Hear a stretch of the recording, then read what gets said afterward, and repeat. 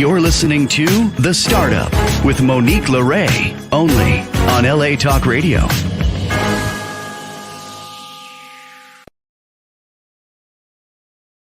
How's it going, Los Angeles? This is The Startup with Monique Lore. I'm Monique Lore.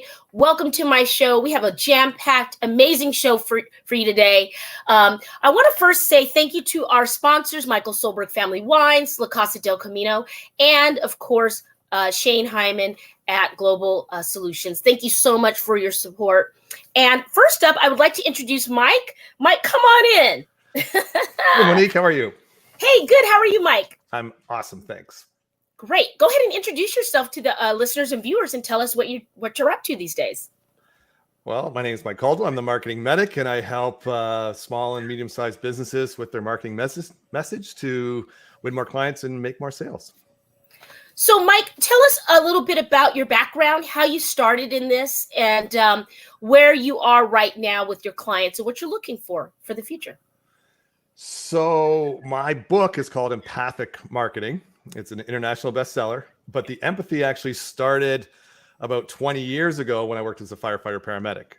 And one of the things that separated me from a lot of the other paramedics was the empathy I showed for my patients. So many medics, they focus more on like the physical ailment as opposed to the emotional side. And quite often the patients are just scared. And if you don't understand that, then the call doesn't go the way it should.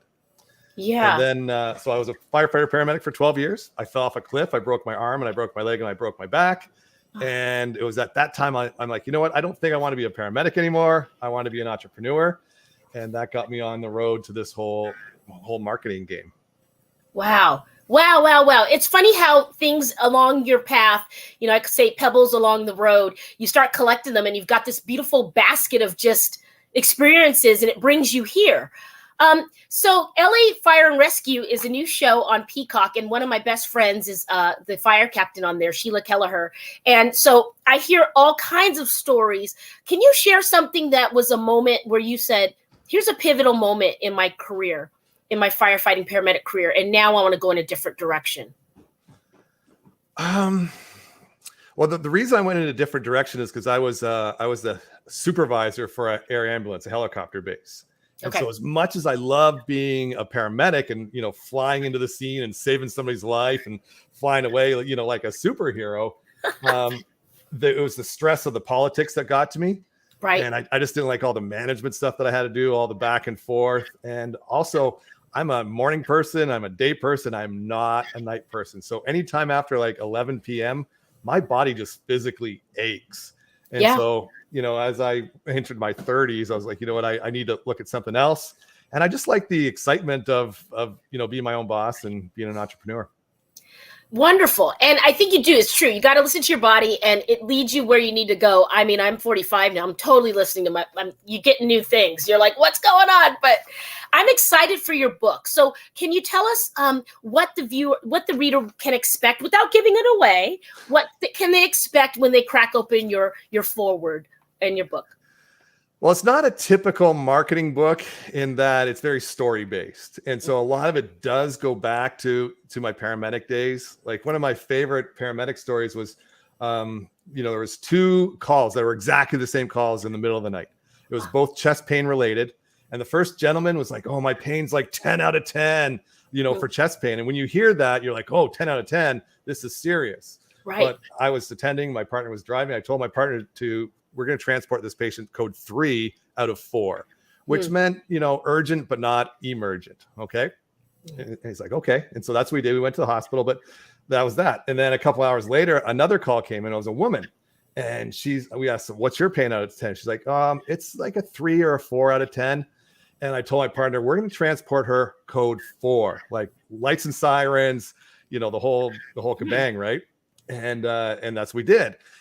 Because the reason is they were saying one thing, but their eyes were telling me something else. And so the first patient, he was, kind of making sure his mail was in place. And the other woman, you could just tell she had that like sort of fear of death in her eyes. Yeah. And sure enough, when we did our paperwork and we're coming back through the emergency department, like all hands were on deck for that woman.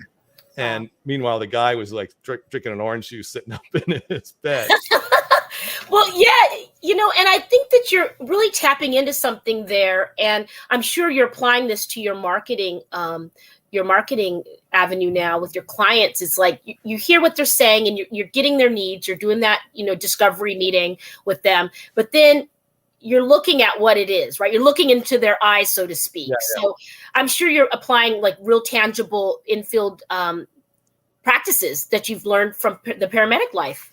Yeah, and so I'm sorry we kind of got off track with the paramedic stuff, but yeah, exactly. With empathic marketing, there's two things that are the basis of it, and that's having an experiential understanding of their journey and also an emotional understanding. And with the emotional understanding, I look at what I call the 4 Ds of transformation delivery.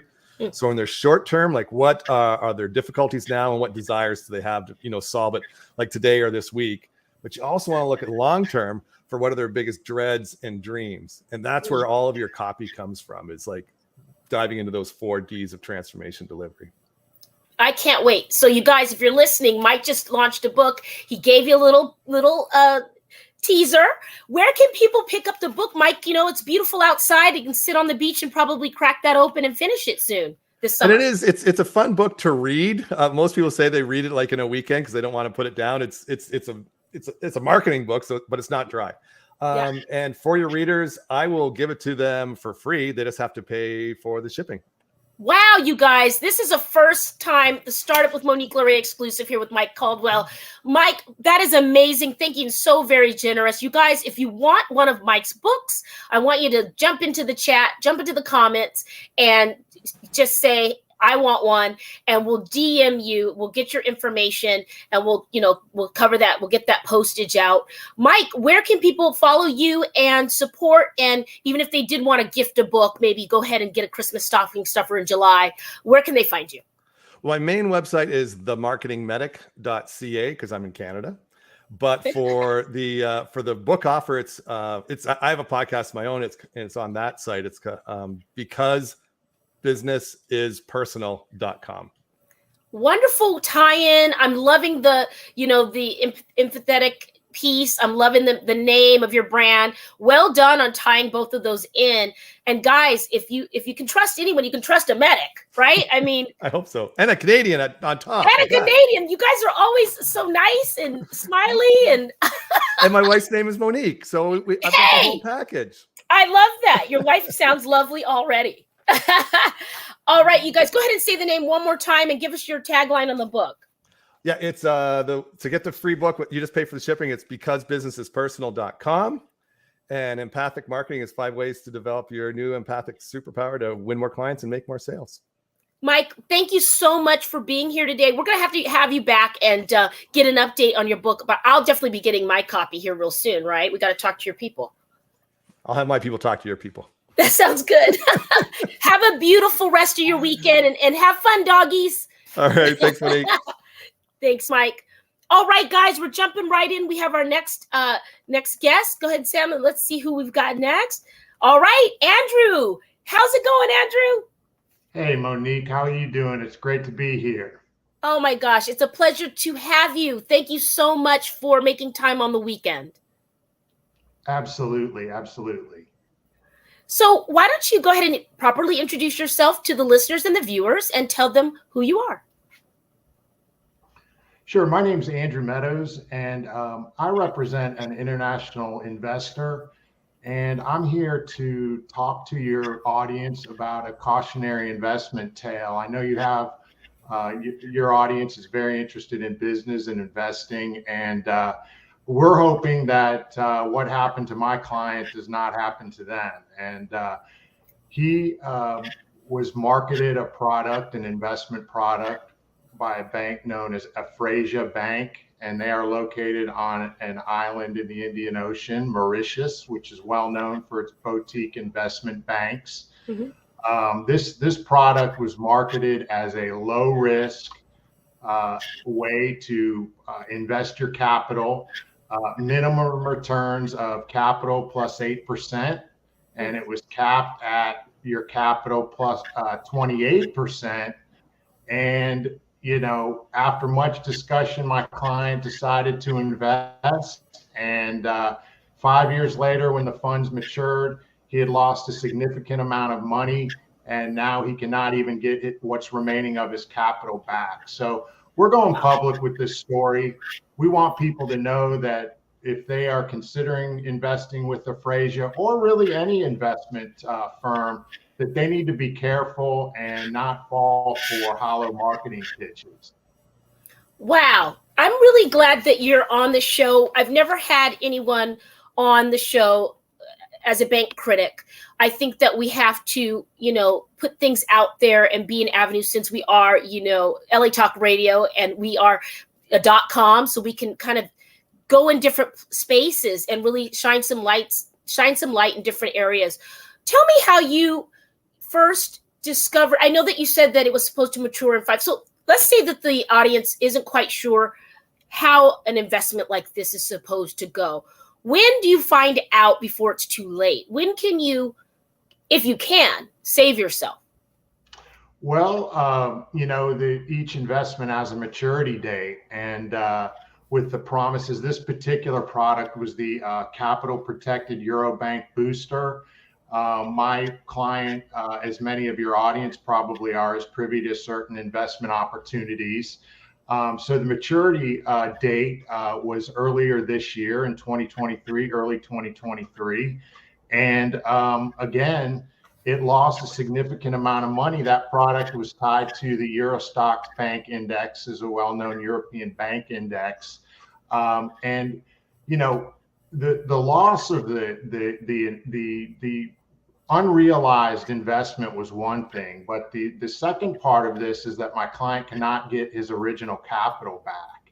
Wow. And he was considering, they did a profile on him actually and found that he was a very conservative investor, and offered this capital protected product, which is exactly what it is, capital protected.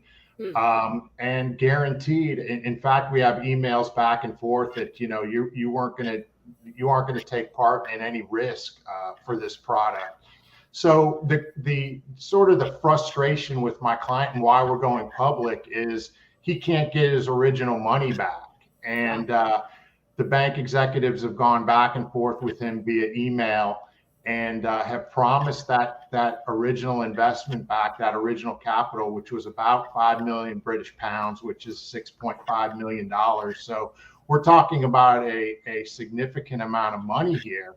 And this is frustrating. So we're considering legal remedies. Clearly, we're going public with it, which is one of our avenues. We'd like the Financial Services Commission, which is the bank regulating entity in Mauritius, to look into it. The Bank of Mauritius, which is the central bank in that island nation, could look into it. We're at a point where normally these things aren't public, but the frustration level is to a point where we decided to take it public. And quite frankly, Monique, the story's got some legs. We're getting pickup. I think that your production crew and yourself were forward seeing enough to have us on the show. So it's picking up steam, and I think people are interested in this. I agree. I like to kind of push against the machine, if you will. Freelance producer, it's in my blood. And I really like seeing people stand up for themselves. People work hard, and people are fed up with things that aren't working for them. And outright, theft and the system is just not going to work for people anymore. I think after coming out of the pandemic, we're really seeing a shift in humanity, and we want things that are fair. And you're no different in the banking industry. No, absolutely. And, whether it's somebody investing in an offshore bank, a boutique bank, or whether it's somebody's retirement account. I mean, this hits large investors to small investors to medium investors. We're asking for clear, concise, and honest marketing materials, and to live up to what you promise. A lot of large corporations, Hertz, Glencore, Macy's, Commerce Bank, they backed this investment. They were the underlyings, they were the guarantors. And we feel that our investors' money is being sacrificed in order to protect these companies that back this investment. So there's a lot going on, and a lot will emerge, especially if some of these regulatory authorities look at it. But again, I think that your audience, being a business focused audience, would be interested in this. Can you identify, maybe without saying any other names? I'm sure that your client's not the only person that was victimized here, but have you been able to identify more victims? Yeah, I wouldn't want to name names, but you know, there are people tend to talk, and especially in the quick communication world that we live in, we are getting scattered reports of similar instances with the Frazier Bank. So you know, we're not happy with them. Other people aren't happy with them. They tout on their website several awards that they have won. And we're just asking them to live up to the integrity that they profess to have. And again, two things going on here: the investment that wasn't realized and the returns that weren't realized, and then the capital money, what's remaining. My client lost 20% of his original capital. Wow. So 20%, but really what we're saying is it's 100% because he hasn't gotten any money back. Wow. So he lost all of his money at this point. So again, this is going to evolve with time, and we just want a Frazier Bank to do the right thing here. This is a beautiful example, everybody, of I'd say a classy business person doing something.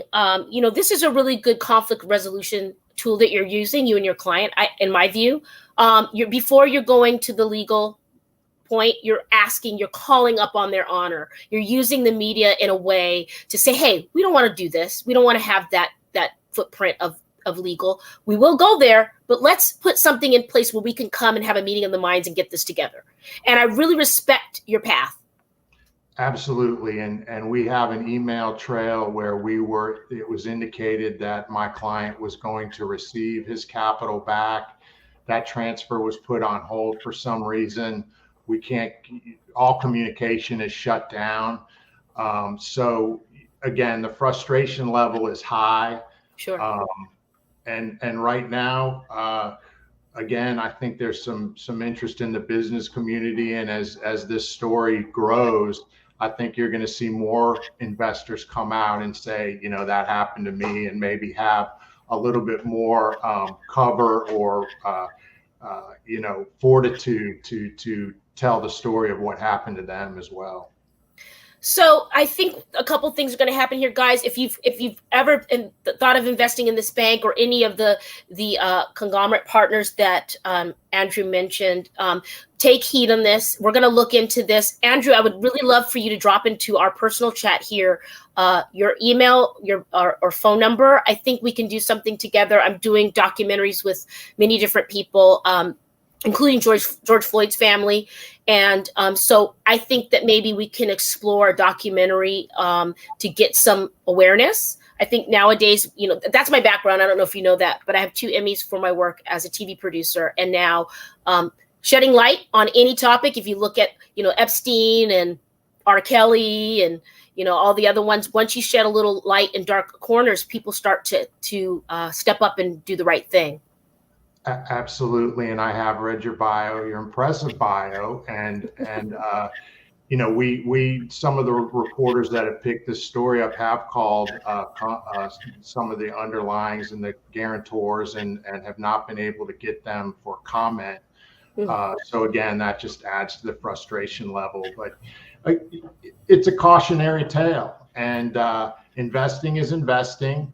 But all we want is a level playing field with honest marketing, and do what you say you're going to do, basically. Get in touch with me before you go. Drop your number here or email, and let's chat after the show. I have an idea for you, and I think we're going to continue this. Thank you for sharing your story. Great, Monique. You have a good night. Thank you. You too, Andrew. Thank you. All right, guys. Next up, we have Ray. Ray, are you standing by? I am. Hey, Ray. Okay, so good. We got hogwash and rhinestones in the house. Ray, go ahead and Yes. So we're going to lighten up the mood a little and switch over to some entrepreneurial goodies in the apparel business. Tell us who you are. I'm Ray Finn, and I'm from Holliston, Massachusetts. And I am the owner and designer at Hogwash and Rhinestones. So great. Oh, yep. So great to see. Say, Go ahead, Ray. no, go ahead. No, go ahead. It's great to see you, and thank you so much for being here. So, guys, I want you guys to really just dive into this and have fun. Ray, give us your backstory, because I think that what you're doing with clothes and with Hogwash and Rhinestones is really unique and fun. So, give us your discovery story on the brand. Well, it actually started as just a t-shirt company, and being out on the East Coast and not even near Nashville, but I started a t-shirt company that was like a Western graphics company. Yeah. And then in addition to that, I started kind of gussying up my own clothes, like adding rhinestones and adding studs and just playing around with paint and so it started to catch on, and then people would be like, hey, where'd you get that? I want something like that. So it kind of tumbled into even more than t-shirts. It came like the jeans and jean jackets, and it just was something about doing unique pieces that really spoke to me, because we're all so unique. And it's like, in the department stores you go in and it's like 8 colors of the same thing. So it's like, I like the fact that you can stand out and be different. And I really love that you leaned into your creativity and you weren't at the top of it defining, okay, it's got to fit in this box. It's got to be like this. You just let yourself kind of go with the creative flow. And that's why your brand should be here in Laguna. I mean, there's art here. Oh, I'm a big fan of coloring outside the lines. I've never been, I don't want to be in a box. I don't want to be that way. So, and I feel like a lot of shy people, like if they can't express themselves like through their voice, maybe use their voice, they can shine with their clothing. Your fashion could tell a whole story about you, and you don't have to say a word. So it's kind of like, it's for the shy people, even though it stands out, but it speaks volumes. And that's what I love, is like giving like a simple discarded piece that somebody didn't want, or a pair of jeans, and giving it volume, having that tell a story. So. Beautifully put. And I think, in the pandemic, I discovered that I'm actually an introverted extrovert, which now looking back, that makes sense. I mean, although I wanted to be around people, I was just fine being by myself.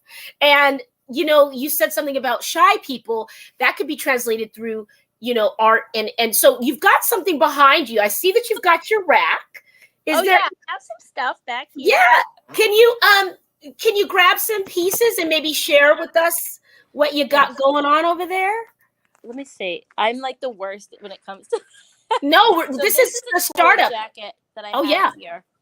That's really nice. Yeah, this is and then on the front. So it's really about you being unique, Yes. Let me just see. What's the story behind that jacket with the black? Is it a Catholic cross or like an Irish? It's just a rock and roll, rock and roll. Right. Nice. Yeah. So it's just not.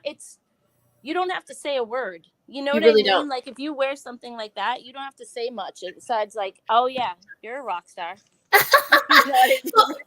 So if you are in the music business, everybody, I know some people are listening. They're obviously in the TV business. That's my background. And of course, film. Come and reach out to Hogwash and Rhinestones for your custom pieces. It looks like no 2 items are the same, right? Because you're renewing and recycling? Absolutely.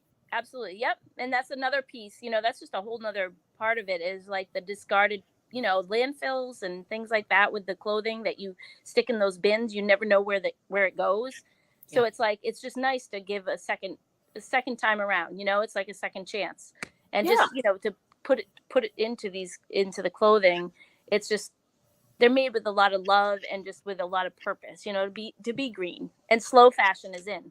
So. Slow fashion is in. I love that. So where do you see Hogwash and Rhinestones in the next year or two? Where are you looking to be? What spaces are you looking to occupy?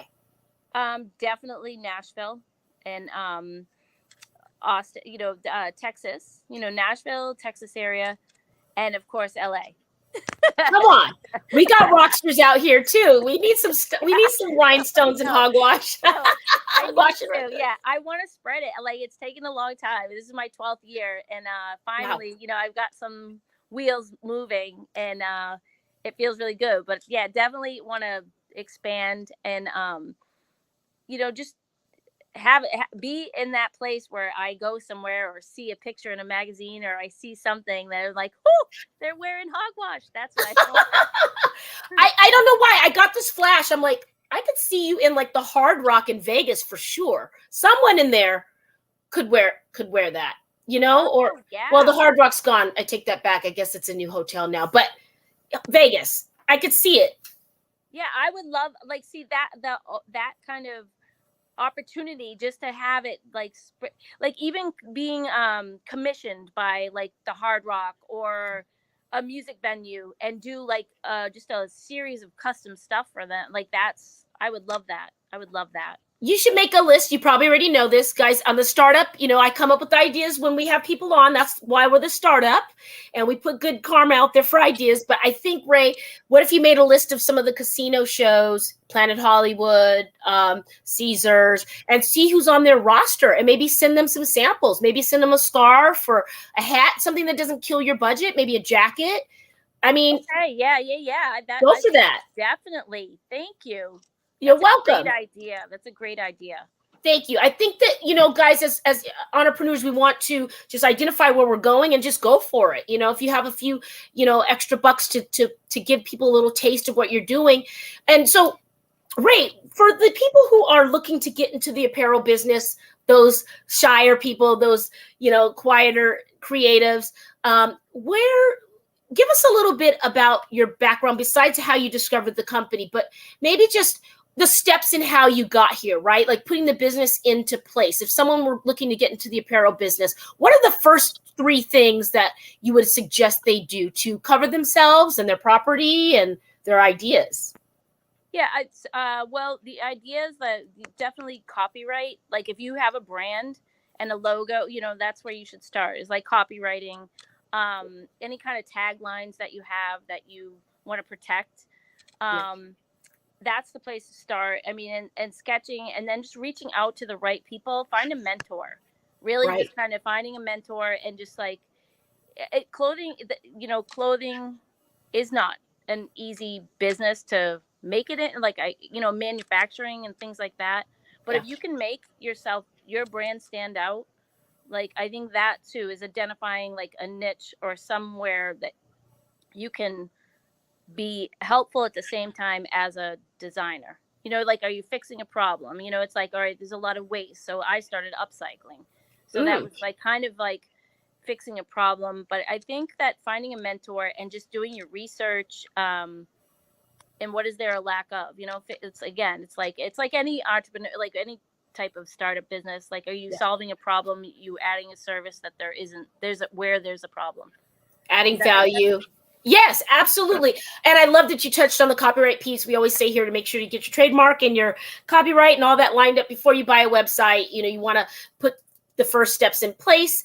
And, I had another idea for you, Ray. You got me inspired, girlfriend, that jacket. I like your beads on your collar. Your beaded collar. Yes. Yes, that's hot. And I'm all into hardware. I love hardware. I'd wear that. I would totally wear and rhinestones. Yep. Yes. Hogwash, baby. So, I think because I got invited to a movie next weekend for Barbie, and they're going all out with the Barbie. I got my pink wig. I got my outfit. I'm trying to get all, but I'm thinking for your brand, wouldn't it be cool to get a list of even if you just picked one season, right? So summer, right? Let's say you got your list of blockbusters that are going to be released. Maybe you did some, re-upping on those films. So like if you found those shirts, like you did Barbie and you blinged out Barbie, you did it seasonally by the movies. Okay. What's so funny today? I had a group of ladies come into the studio today, and I actually have 3 Barbie jackets that I have to have for the premiere. They commissioned me to make them 3 Barbie jackets and a pair of Barbie bell bottoms to I have love it. for the premiere on Saturday. There you go. Great minds think alike. She's on it, you guys. I love that. So are you available for people if they have an anniversary coming up or a themed event Absolutely. to be commissioned? Yep, absolutely. Where can they find you, Ray? Okay, so you can my website, www.hogwashandrhinestones.com. We're on Instagram and Facebook. I tend to get a lot of messages through there more than the website. Or just give me a call. Wonderful. Well, I'm excited, and we're working on with your people. We're working on getting some stuff here in the Southern California, LA, Laguna area. So we're gonna make that happen. I think I need to make you something. I would love that. Yeah, oh. absolutely. I would love that. Well, right now I'm in the red theme. I got a little red sports car, so I'm in red. All and right. Yes, I like the Roaring 20s. So if that gives you any vibe about me, a little Betty Page or Dorothy Dandridge or whatever. All right, you guys. Ray, thank you for the creative inspiration today. I feel your vibe from the screen, and much continued success. I'm excited to see what you do next. Thank you so much for having me. Yeah, it's a pleasure. Connect again for sure. All right, my dear. Have a good weekend. All right, you too. Thank you. All right, guys. That was Ray from Hogwash and Rhinestones. If you have, oh, look at my hair, guys. Ooh, what do we do? We gotta do it this way. If you've got an event or you are looking for some custom pieces, check them out. Okay. We have one more guest here in a little bit, but I'm going to go ahead and plug my new project, guys. As you probably have seen on social media, I have been working on a casting journey this week. We are looking for single men, okay, 6 feet and above, 30 years old to 40. Preferably never married, no kids. So maybe he's a successful person in travel and business and in health and hobbies, but perhaps he hasn't been so successful in love. And that's a lot of people's story. A lot of entrepreneurs, here at the startup, we deal with that. So this is what it's called. It's called lovesearchtv.com. Okay. What you need to know is that this show is going to be on one of the 4 major networks. What are the 4 major networks? You guys know what they are. So it'll be on one of those networks. It'll be kind of similar to a lot of the dating shows you've seen out there, but it's going to have a twist.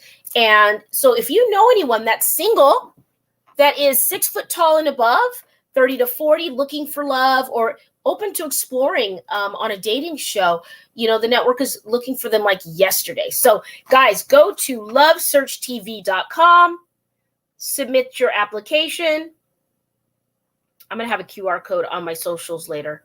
Lovesearchtv.com. We're now casting single men all over the U.S., okay, top to bottom. So you could be in New York, you could be in LA, you could be in Alaska, you could be in Puerto Rico, you could be in Miami, Florida, you could be anywhere. We would love to meet you. Go submit your application and make sure you write on your application. You can select who sent you. Go ahead and select Alicia, which is one of my coworkers.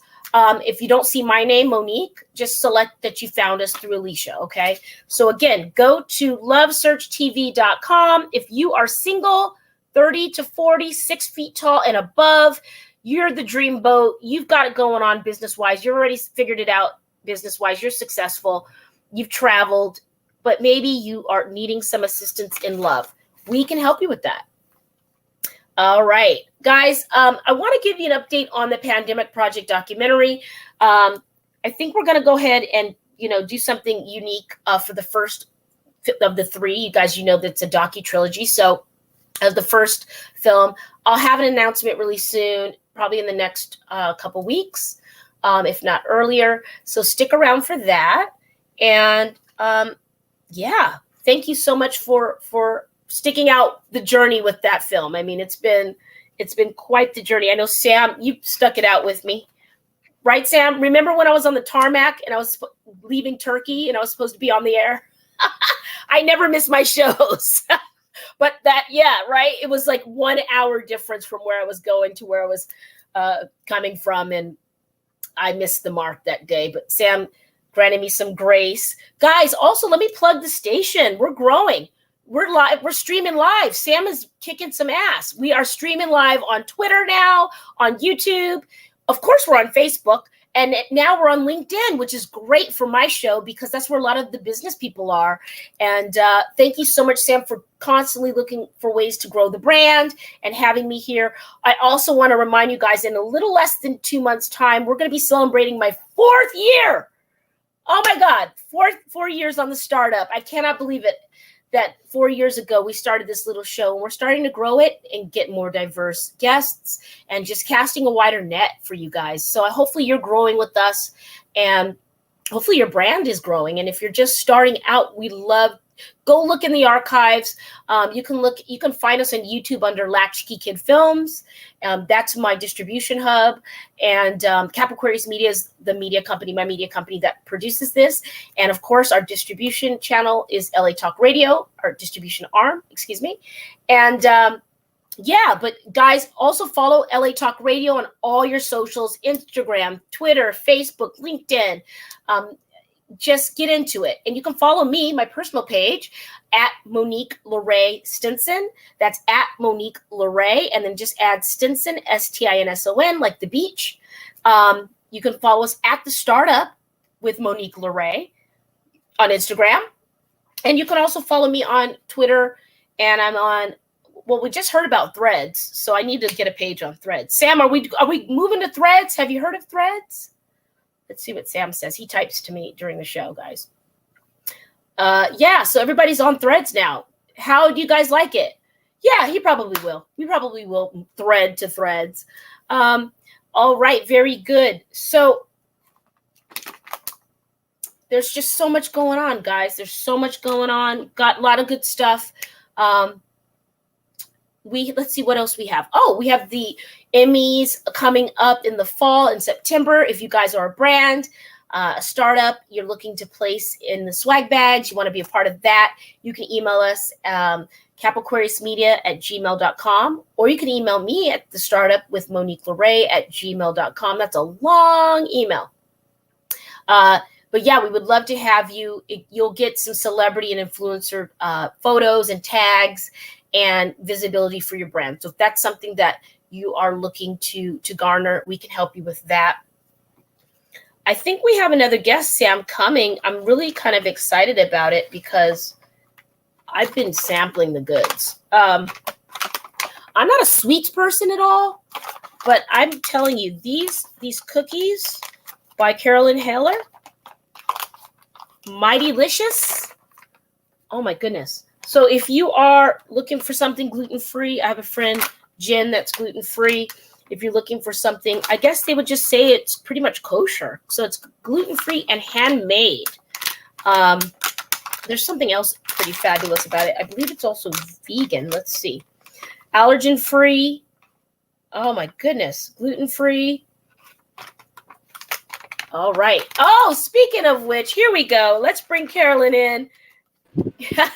Carolyn, how's it going? I was dipping my hand in the cookie jar. Good. How you doing? Good to see you. Thank you for logging in. And I was just kind of giving them a preview for our last but not least Mighty-licious founder. Why don't you introduce yourself and tell us who you are? Sure. My name is Carolyn Haler. I am the founder and CEO of Mighty-licious Inc. We make gluten-free and some vegan and better for you cookies. Wonderful. And I was just telling I was prepping the audience, Carolyn, that I'm a salty person. I like salt, but these cookies are delicious. And as you can see, I've broken into the bag. Tell us about your founding story. Tell us a little bit more about your brand.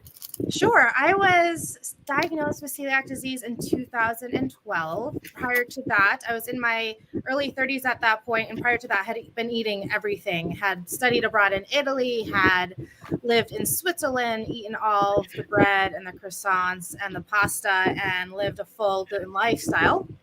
And was diagnosed in 2012. My health had deteriorated very rapidly within 12 months, and started living gluten-free. In 2012, there really wasn't too much competition on the market, my life was basically resigned to a few, like the end cap in a grocery store, if you will. There was Char, there was Glutino, those Udis had just been launched at that point, or Udis was gaining traction. So there was about 3 brands you could choose from, but not too much product innovation. Flash forward to 2017, I was working in finance, and there was a lot more products on the market, but not many that it didn't feel as if the products were new and different. They just felt like there's new products with new brand names and new packaging. But then once you open the packaging, it was the same old thing. I understand now, having been manufacturing for over 5 years, why that is and why it is so hard to get innovation in the industry. But at that point, I was just like, you know what? I'm going to make a gluten-free cookie that tastes good. And that was my mission. I didn't want to make something like, there's a lot of better for you products out there that are free from everything. I wanted something that tasted delicious, that I actually wanted to eat. And like, if I'm going to eat a cookie, I want it to be a cookie. Right. I You don't want it to be a You would enjoy that. I'll eat a salad and I'll have some broccoli. That's health food. Cookies are not health food, and they shouldn't be a part of that category. You can make a cookie better for you. You can feel good about what the cookie is made from, but a cookie is essentially fat, a sugar, and a flour. It doesn't matter. And it's always those things, even if the sugar is, coconut palm sugar or applesauce, it's still sugar. Yeah. And so I just went on a mission to create a good gluten-free cookie. And the cookie you're actually holding is brown butter chocolate chip. That's the first cookie I ever created. It is my personal favorite, and you hit on it. I am a salty person. When I have a sweet treat, I want something that's balanced. I want something that's sweet, but salty, a little bit savory. So you get, you want to eat more of it. Often also gluten-free products, because they're lacking, they have to lack a lot of things. They're also lacking in complexity. They're often just very sweet and very bland. And I wanted to create a flavor profile with my cookies that were a little more sophisticated. The product still is palatable for young people, but it's also palatable for parents and adults. And there's a very sophisticated, nuanced range of cookies and flavors that anyone of any age can enjoy and eat. You've done really well with it because, guys, it's like it's still moist. It's gooey and moist. And she shipped this from the East Coast, guys. Yeah, I'm in California, and those cookies I got it 2 weeks ago. It's still delicious. I mean, I'm very involved with my manufacturing process. I am always there. I am quality control. And I know when those were baked, it was, maybe not January. They're probably baked in May. So they're at least 3 months old. We have worked really hard to do a soft baked cookie. So it's as fresh baked as we can possibly get to you, being a shelf stable product, which is no small feat, because the supply chain is 9 months. So you have to create a product that is gluten-free, preservative-free, all natural, in some cases vegan, and have it be on the shelf for 9 months, which explains why there's a lot of lacking in a lot of better for you products, is because when they were baked, they probably tasted great. Yeah. It was 9 to 12 months ago. So we've worked really hard at creating a product that is shelf stable, that will stay soft baked, that will maintain the flavor and the experience that you really want from a cookie. It was really important to me that I create a product that is not gritty or grainy and doesn't have any aftertaste. It just is a neutral flavor. And that secret is in our rice flour. What most people don't know is that rice flour, even at the commercial scale, because I buy truckloads of it, is made for cooking. So it's made for thickening sauces. It's made for making crust for chicken nuggets, things like that. It's not made for baking. Baking is a chemistry, and it's very sensitive. And what that means is, when you buy rice flour at the store, at the retail store, even when I buy it commercially, it's milled to a particle size that is rather large for baking. When you feel like, if you put your fingers in wheat flour, it feels soft and silky and delicate. When you put your fingers in rice flour that you buy at the grocery store, it feels like sand. Fine sand, really fine sand, but it's still, you could feel each grain, each granular. And that is not fine enough for baking because a cookie only bakes for 8 to 12 minutes. It has to absorb all of the moisture in a very short amount of time. It's not a cake, which will bake for 45 minutes. So the particles of the flour have to be small enough that they can actually absorb the moisture in the cookie in 8 minutes or less. And so we work directly with our mills to make sure that our flour is ground to a particle size that is appropriate for baking. And that is what really is a difference in my cookies. I mean, there's a lot of other things we do with great ingredients, and our methods and our processes are all very different, and things that we created and innovated with for our cookies. But it's really the care and the lengths I've gone to secure rice flour, and that will work for baking. And you can feel it, you can taste it when you bake it in the cookie. It just feels like a cookie. It doesn't feel grainy or gritty. It doesn't feel chalky. Often the products will be chalky. What having the appropriate rice flour has done, it allows us to not use ingredients like amaranth flour, garbanzo bean flour, sorghum flour. These are 3 flours. Sometimes you'll find all 3 of these flours in gluten-free baked goods, and they are used because they have a higher protein content, which means they're closer to wheat in the way that they bake. However, they taste bad. They have a weird aftertaste. They have a chalky texture often. I don't know if you've ever experienced that chalky texture when you're eating a gluten-free product. Yeah.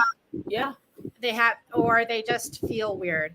And by not using those flours in my cookies, there is no weird gritty flavor taste from the rice flour. So we have the nice rice flour. We also don't have any chalky texture, and we don't have any weird aftertaste. Wow. It's true, guys, because she sent me a couple of them, and I got to be honest, I ate the sugar cookie one first. I think the peanut butter that is amazing. I tore that thing up fast, Carolyn. And you know what?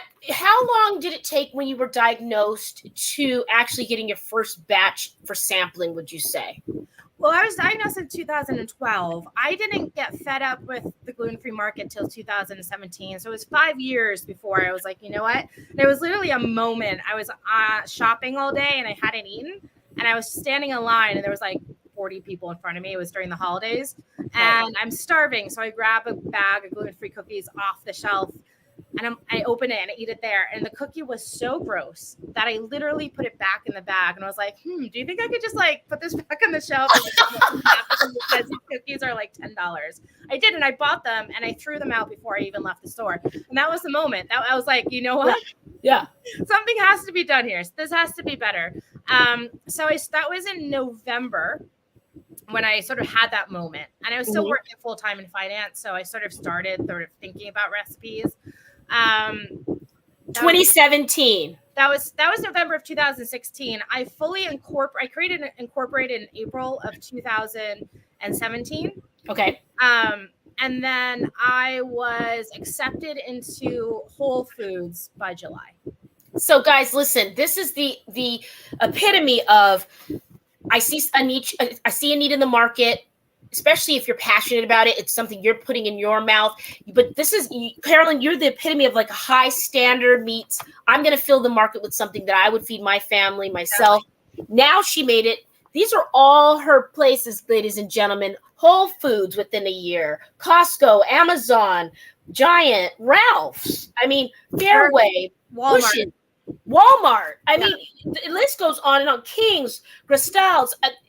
I mean, congratulations, because I see and taste and feel, and now speaking to you, I can see the quality. And by the way, everybody, in case you're calorie counting, only 180 calories per every 2 cookies. And so there you go. A normal size cookie. So it's the same size as the cookie on the front of the package. It's a size of a cookie. Like if you were to bake at home, this is the size cookie that would come out of your oven. A lot of my competitors, the cookie's about the size smaller than a quarter. Okay. Which is, and you get like 9 of them in a package. Yeah. Quarter size cookies in a package. And they're like, only 9 grams of sugar, or 5 grams of sugar. I'm like, yeah, but it's only an 8-gram cookie. So like, well, guys, grab them today. Carolyn, you can see her at mydelicious.com. Vegan, female owned, LGBTQ friendly, clean, non-GMO, kosher. She checks all the boxes if you're looking to secure a beautiful cookie that respects your health needs. Thank you for being with us, Carolyn. I'm excited to see where you go next. Thank you so much for having me. This has been amazing. My pleasure. All right, guys. Well, we start up today. I will see you next weekend. Ciao. You're listening to The Startup with Monique Lore, only on LA Talk Radio.